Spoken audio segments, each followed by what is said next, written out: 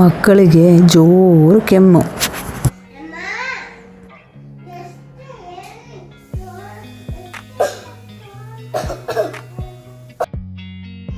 ಬೇಸಿಗೆ ಬಿಸಿಲು ಸ್ವಲ್ಪ ಅಡ್ಜಸ್ಟ್ ಆಗೋವರೆಗೂ ಇದು ಇದ್ದಿದ್ದೆ.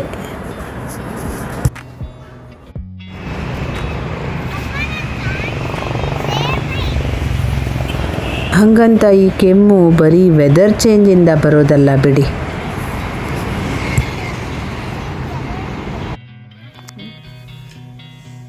ಅವರು ತಿನ್ನೋ ಫುಡ್ಡು, ಇನ್ಫೆಕ್ಷನ್ನು, ಅದರಲ್ಲೂ ಅಪ್ಪಿ ತಪ್ಪಿ ಜ್ವರದ ಮೆಡಿಸಿನ್ ತೊಗೊಂಡ್ಬಿಟ್ರಂತೂ ಕೆಮ್ಮು ಫ್ರೀ ಫ್ರೀ ಫ್ರೀ.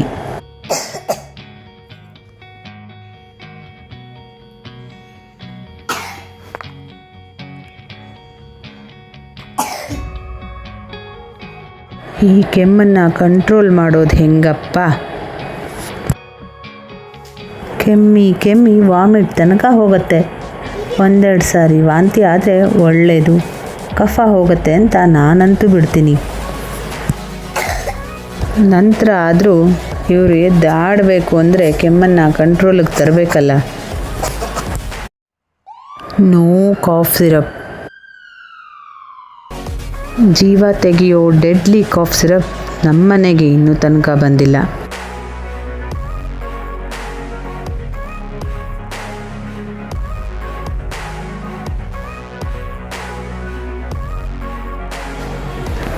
ಮೊದಲು ಸೋತು ಡಾಕ್ಟ್ರ್ ಹತ್ರ ಹೋಗಿದ್ದಿದೆ. ಆದರೆ ನಮ್ಮ ಡಾಕ್ಟ್ರು ಹಾಗೆ ಸುಮ್ಮನೆ ಮೆಡಿಸಿನ್ ತಿನ್ನಿಸೋರಲ್ಲ.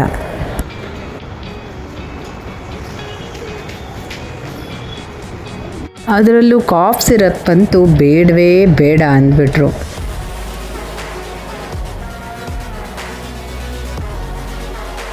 ಹಾಗಂತ ನಮ್ಮನೇಲಿ ಸಿರಪ್ ಇಲ್ಲ ಅನ್ಕೋಬೇಡಿ. ಮಕ್ಕಳು ಕೇಳೋದು ಅದನ್ನೇ, ನಾನು ಕೊಡೋದು ಅದನ್ನೇ. ಥರಾವರಿ ಸಿರಪ್ ಇದೆ ಬಿಡಿ, ಆದರೆ ಎಲ್ಲ ಹೋಮ್ ಮೇಡು. ಒಂದೊಂದು ಸಾರಿ ಒಂದೊಂದು ಟೇಸ್ಟ್. ಕೆಲವೊಮ್ಮೆ ಅಂತೂ ಅವರಿಗೆ ಅದೆಷ್ಟು ಇಷ್ಟ ಆಗಿಬಿಡುತ್ತೆ ಅಂದರೆ ಕೆಮ್ಮೋ ಥರ ಆ್ಯಕ್ಟ್ ಮಾಡಿ, ಅಮ್ಮ ನಮಗೆ ಕೆಮ್ಮು ತಾಳಕ್ಕಾಗ್ತಿಲ್ಲ, ಸಿರಪ್ ಬೇಕು ಅಂತಾರೆ.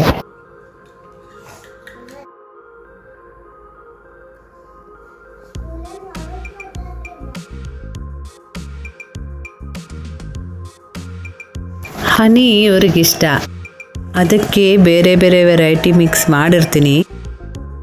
ಅವುಗಳ ಪೈಕಿ ಜೇನುತುಪ್ಪ, ಜೇಷ್ಟ್ ಮದ್ದು, ಲಿಂಬೆ ರಸ ಸೇರಿಸಿ ಮಾಡೋ ಮೆಡಿಸಿನ್ನು ನಮ್ಮ ಮಕ್ಕಳಿಗೆ ಹೆಚ್ಚಿಗೆ ವರ್ಕೌಟ್ ಆಗಿದೆ.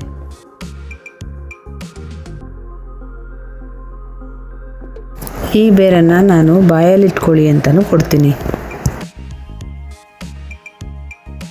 ಜೊತೆಗೆ ದೊಡ್ಡ ಪತ್ರೆ ಕೂಡ ನಮ್ಮ ಮನೇಲಿ ಸದಾ ಇರುತ್ತೆ. ಇದನ್ನು ನಾವು ತುಂಬ ಬಳಸ್ತೀವಿ. ಔಷಧಿಗಷ್ಟೇ ಅಲ್ಲ, ಅಡುಗೆ ಕೂಡ. ಏನಿಲ್ಲ ಅಂದರೂ ಇದರಿಂದ ಸುಮಾರು ಒಂದು 10 ವೆರೈಟಿ ಅಡುಗೆ ಅಂತೂ ಮಾಡ್ತೀನಿ. ತಂಬಳಿ, ಚಟ್ನಿ, ಸಾರು, ಕಟ್ನೆ, ಪಲ್ಯ, ಹಸಿ, ರೊಟ್ಟಿ, ಏನು ಬೇಕು ಎಲ್ಲನೂ ಮಾಡೋಕ್ಕೆ ಬರುತ್ತೆ ಇದರಿಂದ. ಬಾಯಿಗೆ ರುಚಿ, ಹೆಲ್ತ್ಗೆ ಒಳ್ಳೆಯದು. ಸಾಮಾನ್ಯ ಹಸುಗುಸುಗಳಿಗೆ ನೆಗಡಿ ಆದರೆ ಈ ಸೊಪ್ಪನ್ನು ಬಿಸಿ ಮಾಡಿ ತಲೆಗಿಡೋದು, ಎದೆಗಿಡೋದು ಎಲ್ಲ ಮಾಡ್ತಾರೆ. ಅದು ವರ್ಕೌಟ್ ಆಗಿದೆ ನಮಗೆ.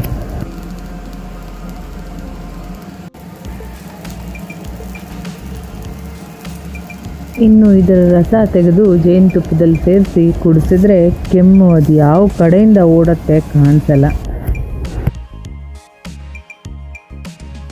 ಇನ್ನು ನಮ್ಮಮ್ಮ ನಮಗೆ ಕೊಡ್ತಾ ಇದ್ದ ಹುಳಿ ಮಜ್ಜಿಗೆ ಮತ್ತು ಬೆಲ್ಲ ಕೂಡ ಒಮ್ಮೊಮ್ಮೆ ನಮ್ಮ ಮಕ್ಕಳನ್ನು ಕೆಮ್ಮಿನಿಂದ ಬಚಾವ್ ಮಾಡಿದೆ. ಇದರ ಜೊತೆಗೆ ಹೊಟ್ಟು ಕೆಮ್ಮಾದಾಗ ಇನ್ನೊಂದು ದಿವ್ಯ ಔಷಧಿ ಇದೆ. ನಮ್ಮತ್ತೆ ಒಮ್ಮೆ ಅದನ್ನು ಮಾಡಿಕೊಟ್ಟಿದ್ರು. ಅದೇನಪ್ಪ ಅಂದರೆ ನೆನೆದಕ್ಕಿಯ ಸಿಹಿ ನೀರು. ತುಂಬಾ ಸೂಪರ್ ಅದಂತೂ. ಕೆಲವೊಮ್ಮೆ ಈ ಕೆಂಪು ಕಲ್ಲು ಸಕ್ಕರೆ ಮತ್ತು ಲಿಂಬೆ ರಸ ಸೇರಿಸಿ ಮಾಡಿರೋ ಚಾಕ್ಲೇಟೇ ನೆಗಡಿ ಕಮ್ಮಿಗೆ ಔಷಧಿ.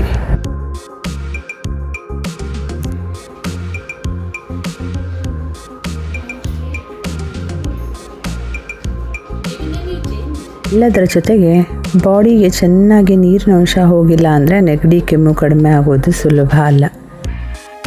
ಆದರೆ ಕೆಮ್ಮು ನೆಗಡಿ ಆದಾಗ ಅವ್ರು ಏನು ಕುಡಿಯೋದು ಕಷ್ಟನೇ.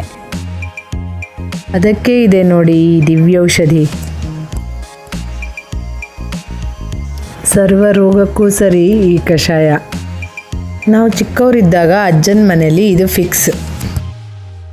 ಅದಕ್ಕೆ ನಾವಿದಕ್ಕೆ ಅಜ್ಜನ ಕಷಾಯ ಅಂತಲೇ ಕರಿತೀವಿ. ಕೊತ್ತಂಬರಿ, ಜೀರಿಗೆ, ಮೆಂತೆ, ಹಾಲ್ಬೇರು, ಏಲಕ್ಕಿ, ಲವಂಗ, ಕಾಳುಮೆಣಸು, ದ್ರಾಕ್ಷಿ, ತುಳಸಿ, ದುರ್ಬೆ, ಶುಂಠಿ, ಜೊತೆಗೆ ಭರ್ಜರಿ ಬೆಲ್ಲ. ಇನ್ನೂ ಏನೇನೋ ಇಂಗ್ರೀಡಿಯೆಂಟ್ ಇದೆ. ಹಾಗೆ ನಾನು ಹೇಳಿದಷ್ಟು ಒಮ್ಮೆಲೆ ಹಾಕೋದೂ ಅಲ್ಲ. ಯಾವ ಥರ ಕೆಮ್ಮು ಅನ್ನೋದ್ರ ಮೇಲೆ ಈ ಕಷಾಯಕ್ಕೆ ಏನೇನು ಬೇಕು ಅನ್ನೋದನ್ನು ಮಿಕ್ಸ್ ಮಾಡಿ ರೆಡಿ ಮಾಡಬೇಕು. ಕೆಲವರಿಗೆ ಇದರಿಂದ ಫೀವರ್ ಕೂಡ ಕಡಿಮೆ ಆಗುತ್ತೆ. ನಮ್ಮ ಮಕ್ಕಳ ಕಫ ಕೆಮ್ಮಿಗೆ ಮಾತ್ರ ಈ ಕಷಾಯನೇ ದಿವ್ಯೌಷಧಿ. ಅಂದಹಾಗೆ ನಮ್ಮ ಮಕ್ಕಳ ಹೆಲ್ತ್ ವಿಷಯದಲ್ಲಿ ತುಂಬ ಇಂಪಾರ್ಟೆಂಟ್ ಒಂದು ವಿಷಯ ಇದೆ.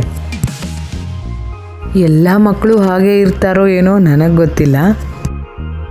ಅದನ್ನು ಉದಾಹರಣೆ ಸಮೇತ ನೆಕ್ಸ್ಟ್ ಟೈಮ್ ಹೇಳ್ತೀನಿ. ಯಾರಾದರೂ ನಿಮ್ಮ ಮಕ್ಕಳಿಗೆ ಕಾಫ್ ಸಿರಪ್ ಕೊಡ್ತಾ ಇದ್ದರೆ ಇವತ್ತೇ ಸ್ಟಾಪ್ ಮಾಡಿ. ಈ ಮೆಡಿಸಿನ್ಗಳನ್ನು ಟ್ರೈ ಮಾಡಿ.